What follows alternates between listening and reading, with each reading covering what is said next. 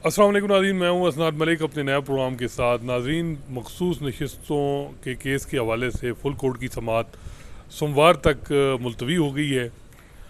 दूसरा इद्दत केस में जो है वो इंटरम आर्डर जारी हो गया, जिसमें जो जजमेंट सस्पेंशन की दरख्वास्त थी इमरान खान और बुशरा बीबी की, वो रिजेक्ट हो गई है। दो बड़े अहम केसेस हैं, इसके अलावा और भी कई बड़ी अहम एक आध खबर है जो आपके साथ शेयर करेंगे। मेरे साथ सुहेल रशीद मौजूद हैं। सुहेल साहब, बहुत शुक्रिया। पहले तो बताएं, आज हियरिंग एडजर्न क्यों हुई मखसूस नशिस्तों वाले केस में? इलेक्शन कमीशन के वकील ने जो है वो आर्गूमेंट दिए, आर्गूमेंट उन्होंने कंप्लीट करने थे आधे घंटे में, वो तकरीबन 1.5 घंटा कर गए।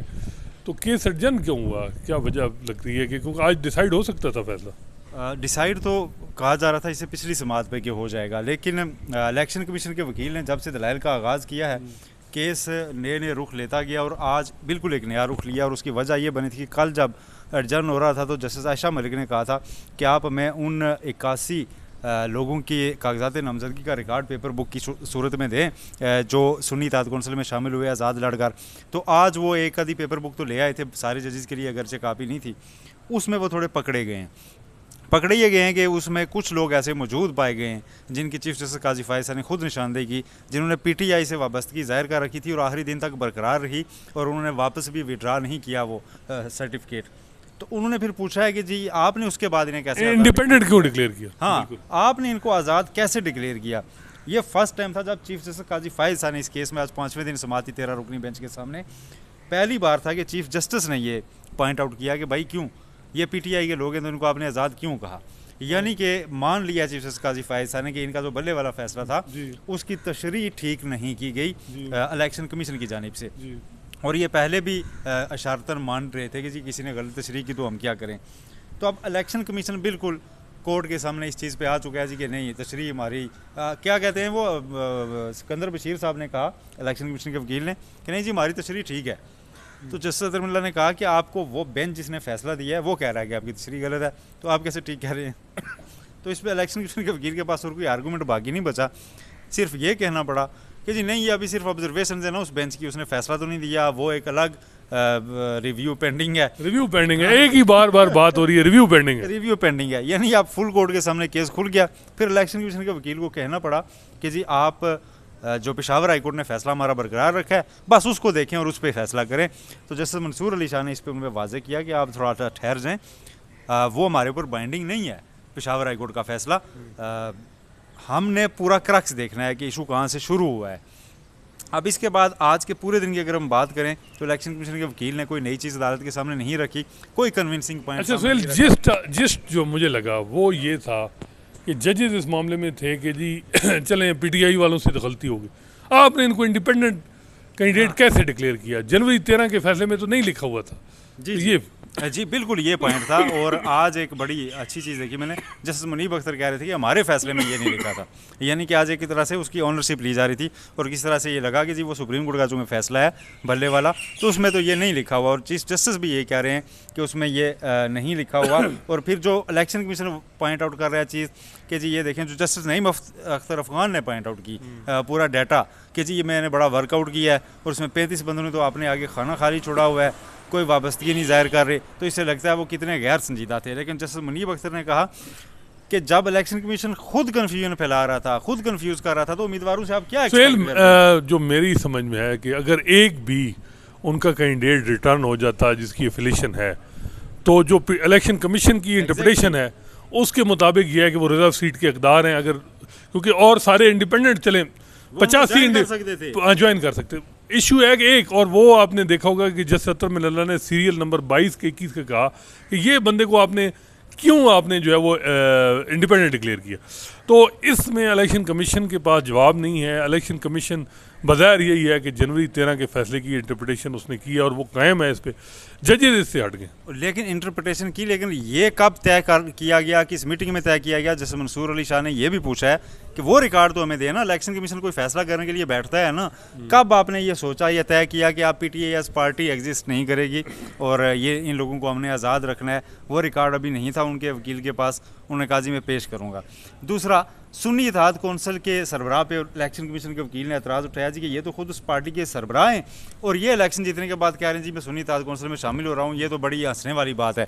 तो इस पे जस्टिस जमाल मंदूखेल, जस्टिस मुनीब अख्तर, इन्होंने कहा कि ये तो आपकी पैदा करदा सूरत हाल है, आपने उन्हें आज़ाद डिक्लेयर किया, वो तो सुन्नी इत्तेहाद कौंसिल का नॉमिनेशन लेके आए थे, आपने उन्हें आज़ाद डिक्लेयर किया, आपके फैसले को उन्होंने कबूल किया कि चलें जी मैं आज़ाद हूँ, अब मैं अपनी पार्टी में शामिल हो जाता हूँ, वो और किधर जाते। तो इस तरह की बातें इलेक्शन कमीशन के वकील को एक मौके पे चीफ जस्टिस काजी फायद साहब ने भी कहा कि आपके जवाब से मैं तो मुतमईन नहीं हूँ, मुझे तो नहीं, वो जिस बात पे कर रहे थे वो समझ रहे थे कि जी जो नॉमिनेशन पेपर हैं साहबजादा साहब के, उनमें डिस्क्रिपेंसीज हैं, तो इसमें क्या आरोज़ को करना चाहिए, तो उन्होंने कहा जी आज़ाद। तो वो मुतमईन है, इस वजह से वो कह रहे थे कि क्या उनको आउट नहीं करना चाहिए था। नहीं, वो आउट करना चाहिए था। वो दूसरी बात भी कह रहे थे कि आपने आज़ाद डिक्लेयर क्यों किए हैं ये लोग। नहीं, ठीक है, लेकिन मेरा ख्याल है कि जस्टिस काजी फैसल इतनी जल्दी अभी यू टर्न नहीं लेंगे, अभी तक वो आखिरी दम तक जाएंगे। और जो कि आप मुझे ये बताएं कि जो जस्टिस अतर मिनल्ला हैं और जस्टिस मंसूर अली शाह खासकर, वो कह रहे हैं कि इलेक्शन कमीशन एक कॉन्स्टिट्यूशनल बॉडी है, हम उसकी वर्किंग देखना चाह रहे हैं। जैसे मंसूर अली शाह ने कहा मिनट्स ऑफ द मीटिंग हमें दें, कैसे डिसाइड हुआ कि ये इंडिपेंडेंट है। ये वैसे आपको पता है हमारे मुल्क में ये इलेक्शन कमीशन पे परेशानी है, इलेक्शन कमीशन पे इतना जोर लगाया गया, तो ये तो फिर ये सीधी बात क्या इलेक्शन कमीशन, जब चीफ इलेक्शन कमिश्नर ने उस दिन भी कहा कि हमें ये सारा जिम्मेदारी तो अदलिया पे बनती है कि हमें आरोज़ सही नहीं यानी इन्होंने नहीं दिए जुडिशल अफसर, तो फिर ज़्यादा वो पूरा सच बोल देंगे। देखिए एक बात आप समझें इस चीज़ को कि जो इलेक्शन के मामले से 8 फरवरी वाले मामले से पूरी तरह नज़रें चुराई जा रही थी ना, पूरा सिस्टम चुरा रहा था, वो नहीं चुराई जा सकी। वो मामला अल्टीमेटली खुल गया मखसूस नशिस्तों की वजह से। ठीक है, और ये मखसूस नशिस्तों में मेरा ख्याल है अगर ये इनको कुछ ना कुछ देगे सुन्नी इत्तेहाद कौंसिल को तो सिस्टम चलाए रखते तो ज़्यादा बेहतर था। अब ये पिंडोरा बॉक्स, कॉन्स्टिट्यूशन अमेंडमेंट ना होती नहीं, अब पिंडोरा असल मसला तो कॉन्स्टिट्यूशन अमेंडमेंट, फिर उसके चक्कर में पूरा पिंडोरा बॉक्स खुल गया ना। अब आप चीज़ों का सीक्वेंस आप देखें ना, इवेंट्स।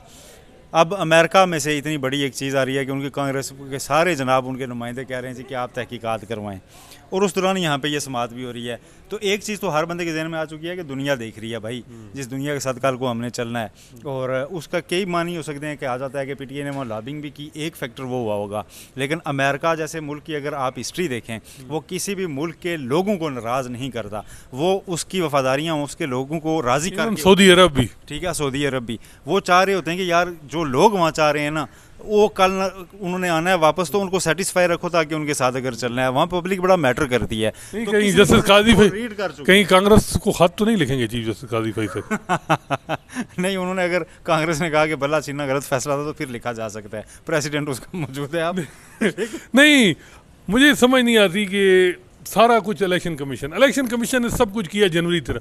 ये वैसे जजेस कर्टेसी दिखा रहे हैं, क्यों नहीं बात करते कि जनवरी 13 की मसला है। जनवरी 13 में आर्टिकल 17 का एक पॉलिटिकल पार्टी के राइट को नहीं तहफ़्फ़ुज़ दिया गया। बेनज़ीर भुट्टो का जो फैसला है उसकी इंटरप्रटेशन जो हुई थी 85-88 में नंबर 2 जजमेंट थे, उनको नहीं उस तरीके से नज़रअंदाज किया गया है। और टेक्निकल हाइपर टेक्निकल बुनियादों पे एक पार्टी को, सियासी जो बड़ी पार्टी है उसको वाइप आउट किया गया। जैसे मुनीब अख्तर ने ये बात की भी, जस्टिस अतर मिनल्ला भी कर रहे हैं, जस्टिस मंसूर अली शाह कह रहे हैं कि डिसफ्रेंचाइज कैसे कर सकते हैं, और आज चीफ जस्टिस थोड़ा सा उस तरफ आए हैं। इसलिए मैं कह रहा हूँ कि मसला ये है कि ये चीज़ें सारी नोट हो रही हैं, और शायद वो बाकी जजेस कर्टेसी कोई नहीं दिखा रहा, वो क्वेश्चन कर रहे हैं 13 वाले को। 3 समातों पे होता रहा तो कौन सी कर्टेसी है? सिर्फ मेरा ख्याल है आज की समात से पहले कहीं शायद तय हुआ होगा कि यार बैड टेस्ट लाइव नहीं देना मजीद, ठीक है, तो उससे बचा जा रहा है। लेकिन वो कह रहे हैं कि हमने इंटरप्रिटेशन ठीक की है जनवरी 13 की। सिकंदर बशीर मोहम्मद कह रहे हैं कि हमने, जस्टिस कह रहे हैं कि आपने गलत किया। उन्होंने कहा अगर कोई गलत तशरीह करता रहा तो उसका इलाज नहीं है, तो सिकंदर बशीर कैसे कह रहे हैं कि ठीक की है? ठीक है, वो तो एक सिकंदर बशीर आज परेशान थे, वो इतने सवालात से परेशान थे और जारहाना भी हो गए थे। और ऐसे कि मंसूर अली शाह ने मजाक में कहा कि आप पानी पी रहे हैं, उन्होंने पीछे से कहा हाँ जी लाओ पानी। अच्छा, फिर एंड पे पीटीआई ने फरीक बनने की जो दरखास्त दी हुई है उस पर चीफ साहब ने कोई ऑर्डर नहीं लिखवाया, कोर्ट ने इंटरटेन अभी नहीं की। लेकिन सलमान गन राजा ने जूँ बताया कि जी हमने दरखास्त लाए हैं, तो सिकंदर बशीर साहब कहते हैं आप हमें इसकी कापी दे दें, मतलब वो खुद से नोटिस एक्सेप्ट कर रहे हैं। ठीक है, तो वो उनको थोड़ा सा आज घबराहट का। वैसे आपको क्या लग रहा है कि आज की पोजीशन यानी फुल कोर्ट को देख रहे हैं इस वक्त, क्या रेशो क्या बन रही है, फैसला क्या आने जा रहा है, एक्सपेक्ट क्या आप कर रहे हैं? इसमें दो तीन इस बार जो है ना सिचुएशंस बन रही है। इसमें एक इधर या एक इधर वाला पोर्शन नहीं होगा। इसमें बेंच शायद 3 इशू में जाए, लेकिन उसमें से 2 हिस्से ऐसे होंगे जो नून और पीपल्स पार्टी को अपनी अपनी वजूहात पे सीटें ना देने की तरफ जाएंगे। तो यानी सुन्नी इत्तेहाद कौंसिल को अगर नहीं मिलती तो उनको भी शायद नहीं मिलेंगी। यानी आपका ख्याल है कि 5 जजेस वो होंगे तकरीबन, ये 4 या 5 जो कहते जो हैं कि पीटीआई को दो। हाँ। अच्छा, जो उनमें से आप कह रहे हैं 3 जजेस ऐसे हैं जो कहेंगे कि माले गनीमत नहीं भाई, वापस हाँ, करो। वापस करो, मालिक गनीमत कोई नहीं, मालिक गनीमत वाला तो जस्टिस काजी फैसला जो बड़ी क्लियर पोजीशन ली थी उन्होंने 2 दिन पहले, माइंड डिस्क्लोज, और अभी भी बज़ाहिर आप कह रहे हैं, मेरी तो ओपिनियन ये है कि वो अभी भी एक माइंड उनका बड़ा क्लियर फिक्स्ड जिस चीज़ पे लगे हैं उधर ही मटेरियल इकट्ठा कर रहे हैं। ओपन माइंड वैसे होना चाहिए, लेकिन वो क्या आपको मिनॉरिटी में लग रहे हैं? अभी मुझे यही लग रहा है कि वो मिनॉरिटी में, लेकिन इस वक्त जो सिचुएशन है ना वो हम हतमी नहीं कह सकते। लेकिन अभी जो मज़ीद गैप मिला ना, मैं एक बार फिर कहूँगा, ये सबसे बड़ी विंडो खुली हुई है। एक दफ़ा जो अपॉर्चुनिटीज़ नहीं मिल रही थी पीटीआई को, सलमान अकरम राजा साहब को, वो मिल गई है। लाएँ चैम्बर अपील, आज लाएँ, कल उसको डिसाइड कराएं और कहें जी कि मंडे को वो इसके साथ टेकअप करें। अब वो इलेक्शन कमीशन ने जो गलत तशरीह की हुई है उसको साथ डिसाइड करवाएं। ये केस जो है ना 187, 184(3) दोनों में जाए बगैर साल हो जाएगा। देखें बात नहीं, लेकिन बात यह है कि बात वो सुहेल बात ठीक आप कर रहे हैं। चलें, अब आप सुप्रीम कोर्ट यानी आइन में आर्टिकल 187 है, कंप्लीट जस्टिस का इख्तियार है सुप्रीम कोर्ट, हाई कोर्ट को नहीं है, सुप्रीम कोर्ट को। वो कब इस्तेमाल, जब कंप्लीट इस किस्म की सूरत हाल है, कंप्लीट जस्टिस की डायरेक्शन नहीं हो सकती। खुद सुप्रीम कोर्ट नोटिस 184(3) को 187 के साथ मिला के नहीं कर सकती। सैक्ट एम्प्लाइज के केस में रिव्यू डिसमिस करके किया 187 का इस्तेमाल, और 184(3) का जिस तरह बेजा इस्तेमाल माजी में रहा। जस्टिस काजी फैसला कंजर्वेटिव जज, वो खुद कहते हैं मैं हूँ, लेकिन उन्होंने भी कई दफ़ा उन्होंने प्रोसीजर से हट के भी पटिशन एंटरटेन करके नोटिस लिए।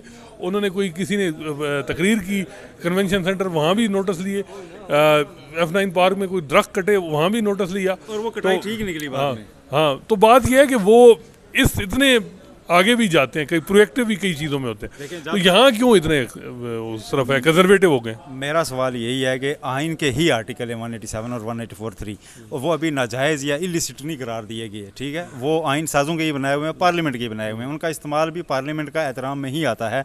और उनका 184(3) का वो इस्तेमाल जो कि पब्लिक के और मुल्क के खिलाफ जाता है, वो क्रिटिसाइज़ होता रहा है, वो नहीं होता कि जो पब्लिक की फेवर में जा रहा हो। अब दरख्तों की कटाई यकीनन एक अच्छा चीज़ था। मैं तो समझता था कि उसके साथ उनको बाकी मुल्क को भी देख लेना चाहिए था। मौसमियाती तब्दीली माहिरीन कह रहे हैं कि अगले 10 साल में पाकिस्तान के कोई शहर रहने काबिल नहीं होगा। असल में मसला ये है कि मेरा ख्याल है सुहेल, मेरी जो ओपिनियन है वो ये है कि जनवरी 13 के बाद जस्टिस काजी फैसला वो टेम्पो बना ही नहीं पाए। उन्होंने, आपको याद होगा कि एक नोटिस लिया कि ये जो हाउसिंग सोसाइटीज़ बन रही हैं, ये जो इस तरीके से फैलाए, हर जगह दरख्त कटे जाए, इनका नहीं, ये सारी हाउसिंग सोसाइटी, इनको कौन उस मामले को फॉलो अप नहीं हुआ। और कई ऐसी चीज़ें हैं जो उनके दौर में उन्होंने इनिशिएट करने की, मिसिंग पर्सन पे उन्होंने कहा कि हुकूमत अंडरटेकिंग दे, आइंदा कोई मिसिंग पर्सन नहीं हो, कोई बंदा उठाया नहीं जाएगा, वो टेकअप नहीं किया, मिसिंग पर्सन नहीं टेकअप किया। बड़ी अहम पिटीशन पेंडिंग है, वो नहीं उठा रहे। अब जो मेरे पास खबर है वो ये है कि supreme court practice and procedure act की जो मीटिंग हुई है 3 जजेस की, आज भी और कल भी कोई बताया जा रहा है, लेकिन जो डिस्कशन हुई है 3 जजेस की, वो बड़ी हंगामा खेज मीटिंग हुई है। जस्टिस मुनीब और जस्टिस मंसूर अली शाह बज़ाहिर हैं कि वो एक पेज पे आ गए हैं, और वो हर मामले में, और जस्टिस काजी फैसला मिनॉरिटी में है। अगर वो कहते हैं कि जी इलेक्शन ट्रिब्यूनल वाले मामले में कि ये बेंच हो, जिस तरह इन्होंने मुनीब साहब ने तो उस वक्त में भी डिसेंट किया था, अब मंसूर अली शाह साहब को भी ये है कि वो और मुनीब साहब अगर कहते हैं कि ये जज हों, क्योंकि जस्टिस शाहिद करीम को जितना मैं देखता हूँ कि वो मंसूर अली शाह साहब के कई हाई कोर्ट के जजेस बड़े करीब हैं सुप्रीम कोर्ट के जजेस, उनको इंटीग्रिटी और कम्पिटेंसी का उनको अंदाज़ा है। इस तरह डिमोरलाइज भी आप नहीं कर सकते जजेस को। तो अगर वो बेंच जो है 2-1 से बनता है, या काजी साहब मजबूर होके वो बेंच करते हैं, तो वो बड़ा इंपॉर्टेंट होगा। और रिगिंग वाली पिटीशन का ये 2 जजेस कहते हैं जी कमेटी, तो supreme court practice and procedure act काजी साहब ने, इसमें कोई शक नहीं क्योंकि उनको क्रेडिट जा रहा है कि उन्होंने उसको इंडोर्स करवाया सुप्रीम कोर्ट की मेजॉरिटी से। लेकिन बज़ाहिर ये लग रहा है कि अगर उन्होंने मौजूदा हुकूमत का तहफ़्फ़ुज़ या उनको प्रोटेक्ट या उसमें बज़ाहिर ये लग रहा है कि 2 जजेस उनका साथ अब नहीं दे रहे। आपकी यह खबर यकीनन मुस्तनद होगी कि अगर वो साथ नहीं दे रहे तो इवेंटफुल है, अगर मिनट्स जारी करें तो आपको और पता चलेगा उसमें क्या कुछ। यकीनन ये बड़ी एक नई किस्म की सूरत हाल होगी कि जिसमें अभी तक तो वो खाली प्रैक्टिस एंड प्रोसीजर को सेलिब्रेट कर रहे थे ना, ये पहला मौका होगा जब शायद वो सोचेंगे कि ये क्या हुआ है। प्रैक्टिस एंड प्रोसीजर एक्ट का एक ही फ़ायदा हुआ है कि फ़ौजी अदालतों में सिविलियन ट्रायल को गैर आइनी डिक्लेयर हुआ 5 रुकनी। एक फ़ायदा ये हुआ कि ICA में वो सस्पेंड हो गई जजमेंट। इसके अलावा मुझे बताएं अभी तक क्या फ़ायदा हुआ। तो ये जो है अब लगता है कि डिबेट शुरू होगी। डिबेट शुरू होगी और जस्टिस मुनीब अख्तर उनको कह सकते हैं कि मैं तो कह रहा था आप मास्टर ऑफ रोस्टर रहे लेकिन आप नहीं रहे, तो फिर आप मैं और मंसूर अली शाह जो बात कहेंगे वो आप करें। दूसरी रिपील हो सकता है वैसे, ये अल्लाह रिपील हो सकता है ऑर्डिनेंस। अब जजमेंट है 10 जजेस की, नहीं पार्लियामेंट है ना, पार्लियामेंट अभी अगर उसको कहा जाए या किसी तरह पता चले कि यार अब हमारे फ़ायदे में नहीं है तो वो कहें जिसमें हम मजीद अमेंडमेंट्स कर रहे हैं और फिर हम इसको रिपीट, तो वो कानून है ना सादा, वो कर लेंगे। नहीं, लेकिन क्या एक उसमें ये भी है कि सुप्रीम कोर्ट फुल कोर्ट भी अपना वो बना सकती है। तो फुल कोर्ट की मीटिंग सारे जज बुला के मेजॉरिटी कहें कि नहीं भाई, और जुडिशियल आर्डर को कैसे सिंपल लेजिस्लेशन से आप दोबारा कर सकते हैं। अब तो जुडिशियल आर्डर ठप्पा लग गया। फिर टाइम तो बाय हो जाएगा ना। आपने जो कहा कि चीफ जस्टिस साहब वो अपना टेम्पो नहीं बना पाए, टेम्पो बनाने का अब मौका है ना इस केस में। वो एक काम करें, उनके पास अब चीज़ें सारी खुल के आ गई हैं, वो करार दें जो आज उन्होंने ज़बानी कलामी बात किया ना, वो फैसले में करार दें, लिख दें लंबा सा फैसला, उसमें पूरा कर दें कि जनाब इलेक्शन कमीशन की गलती थी PTI को बाहर करना, हमने तो किया नहीं था। और उस फैसले से वो हम सबको जो बल्ले वाले फैसले पे क्रिटिसाइज़ कर रहे थे हमें भी गलत साबित कर देंगे, कहेंगे कि यार ये आप लोगों की गलत तशरीह थी, मैंने तो नहीं कहा था PTI पार्टी के तौर पर। और यूनानिमस फैसला आ सकता है वैसे, यूनानिमस फैसला, और ये विक्ट्री जस्टिस काजी फैसला की, जस्टिस काजी फायसा की होगी। जो पुराने वाले जस्टिस काजी फायसा हैं चीफ जस्टिस बनने से पहले वाले, वो कहेंगे कि PTI एज पार्टी है, कंप्लीट जस्टिस भी हो जाएगा, ठीक है, और वो अवामी मैंडेट भी रिस्टोर हो जाएगा, अवाम का सुप्रीम कोर्ट में वैसे ब्रेक्स जब ये सुप्रीम कोर्ट प्रैक्टिस ये जो रिजर्व सीट वाला पहला राउंड था, चीफ जस्टिस काजी फैसल ने अपना माइंड डिस्क्लोज नहीं किया था जी, पहले सिर्फ वो ईद से पहले 2 दिन माइंड डिस्क्लोज नहीं किया था, लेकिन बाद में जब अब ईद के बाद जो 2 दिन आए हैं तो पहले दिन बड़ा जराना अंदाज, कल के दिन मिड डे जब एक तनाव की कैफियत बन गई थी, ठीक है, जस्टिस तरमल्ला और चीफ जस्टिस साहब के दरमियान भी, और मंसूर अली शाह साहब ने कहा कि अब चाय का टाइम है, चाय का कप एक हो जाए। वो चाय का कप जो है ना, उसके बाद सर वो जो प्याली का तूफान, नहीं कहीं ऐसा ना हो कि अंदाजा हो कि मेजॉरिटी लूज कर गया हूँ, ऐसे ये भी तो सर एक चीज़ बड़ी अच्छी है कि आज सुबह किसी ने ट्विटर पे लिखा हुआ था, गालिबन मोइस जाफरी साहब ने लिखा था मेरा ख्याल है, उन्होंने कहा था कि हर केस में ना एक मूवमेंट होता है मेक और ब्रेक का। जैसे चीफ जस्टिस काजी फायसा साहब के वो पहले जो इनके खिलाफ केस चल रहा था उसमें सरीना ईसा साहिबा जिनकी अहलिया हैं उनका मतलब टीयर्स में चला जाना बेंच के सामने, वो एक ब्रेकिंग पॉइंट था। तो उन्होंने लिखा था कि इलेक्शन कमीशन के वकील साहब ने जो रवैया अख्तियार किया जस्टिस आयशा मलिक और जस्टिस तरमल्ला वगैरह के साथ, वो एक पॉइंट ऐसा था कि जिसमें शायद चीफ जस्टिस साहब के 1-2 जो है ना पत्ते गिर गए हैं। नहीं, मेरा ख्याल है कि रवैया तो वो सारे मुस्कुरा रहे हैं, एंजॉय कर रहे हैं। असल इशू है कॉन्स्टिट्यूशन अमेंडमेंट। आपको पता है कॉन्स्टिट्यूशन अमेंडमेंट के कोई बेनिफिशरी होंगे, किसी को 2 साल मिल जाएंगे, और कई अब जस्टिस मंसूर अली शाह हैं जिन्होंने 25 अक्टूबर चीफ जस्टिस पाकिस्तान 3 साल के लिए रहना, वो तो फिर नहीं बन पाएंगे। अच्छा, इनमें एक और हुकूमत जो सोच रही है, कल इतलात ये भी थी कि जी चीफ जस्टिस ऑफ पाकिस्तान के लिए ज़रूरी नहीं कि सीनियरिटी का प्रिंसिपल फॉलो।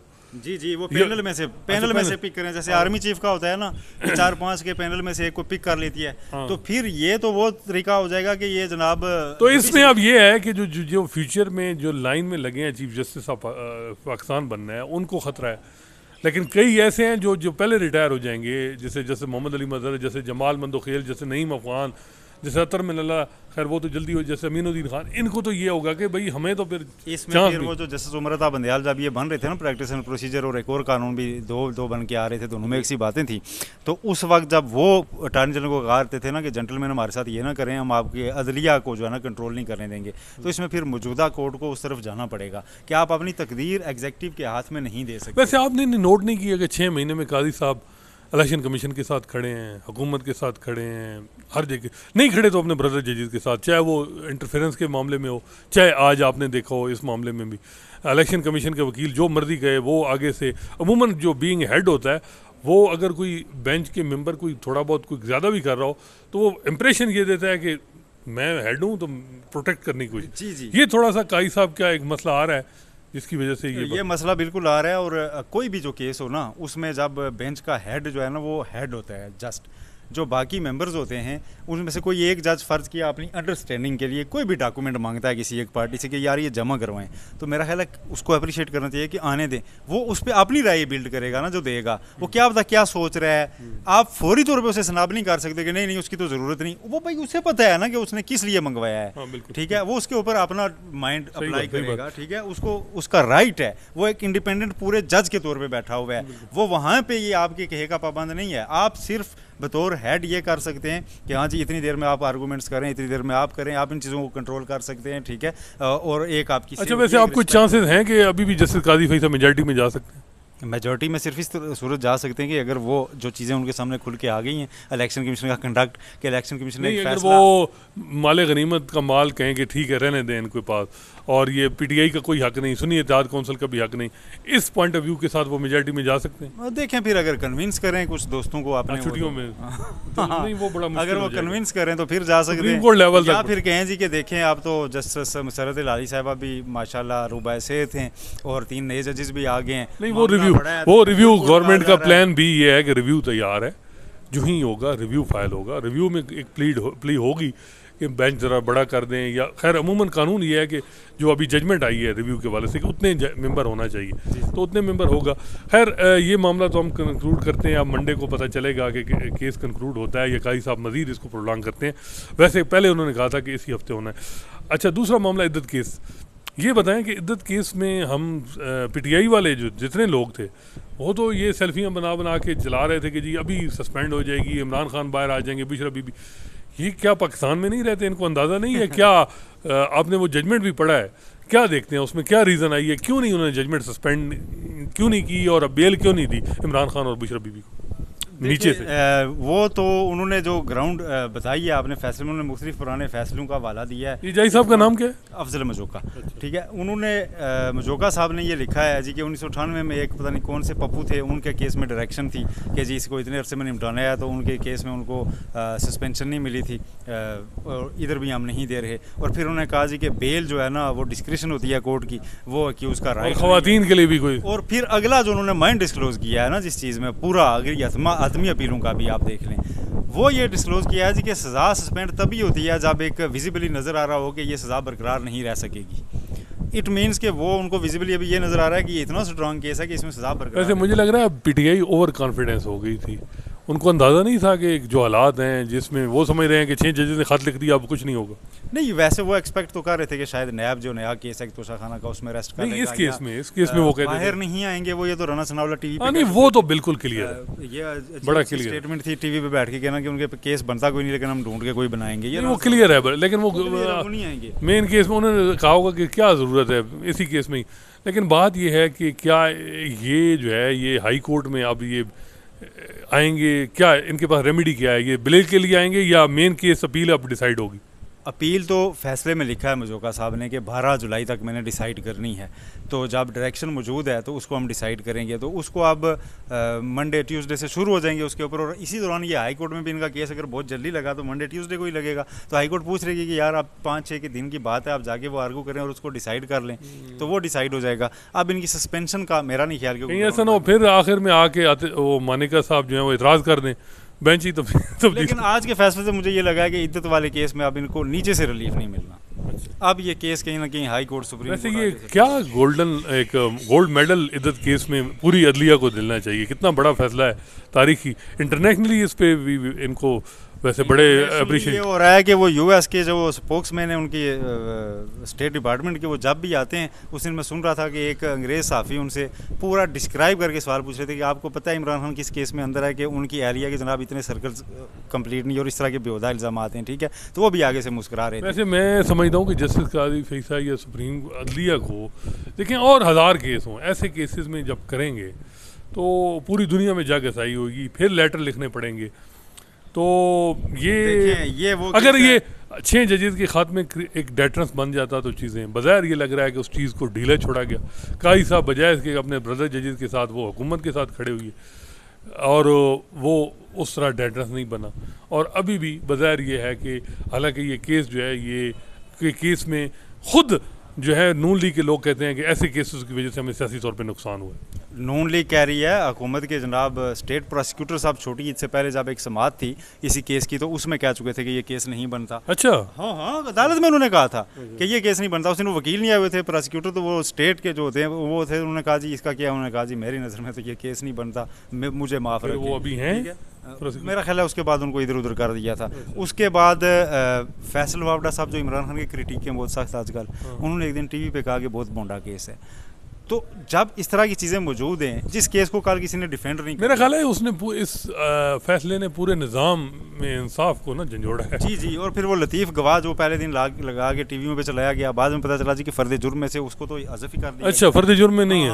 वो केस का हिस्सा नहीं है, वो खाली टीवी स्क्रीनों के लिए था कि उसने आगे कहा जी मैंने ये देखा ये देखा ये देखा, बाद में वो केस में ही नहीं है। यार इस तरह की चीज़ें जब चल रही हैं तो वो मेरा ख्याल है सिविल सोसाइटी, मुझे लग रहा है कि ये इन केसेस में सबसे इमरान खान की हमदर्दी ज़्यादा बढ़ेगी, बल्कि इमरान खान की सर्विस की उनको और ये नून लीग को समझ नहीं आ रही कि उनको मज़ीद दफन किया जा रहा है।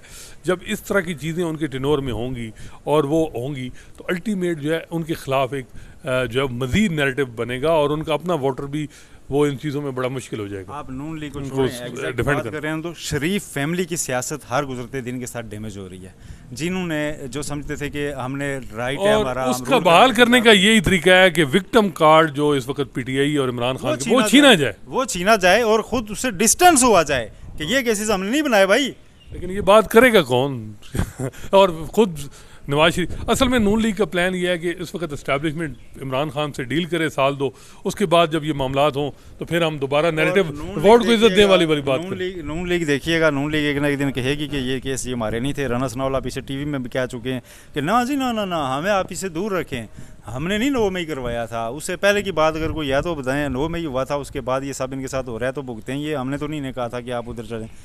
तो वो तो खुद को डिस्टेंस कर रहे हैं। कल शहबाज शरीफ साहब ने असम्बली में खिताब करते हुए कहा जी कि मैं खुद भुगत चुका हूँ, ये इस तरह की चीज़ें, तो आए बात करते हैं अगर आपको मुश्किलात हैं तो ये भी हो सकता है कि कुछ अरसे के लिए ताकि बार्गेनिंग पोजीशन बेहतर हो हुकूमत। एक चीज़ में लेकिन जजेस को, अदालत को काम है कि बार्गेनिंग पोजीशन हुकूमत की बेहतर करने के लिए बताऊँ कि इस मुल्क में जो सबसे कामयाब और अच्छे मुज़ाकरात हुआ करते हैं ना, वो जेल में हुआ करते हैं, जिनकी बाहर भी नहीं पड़ती।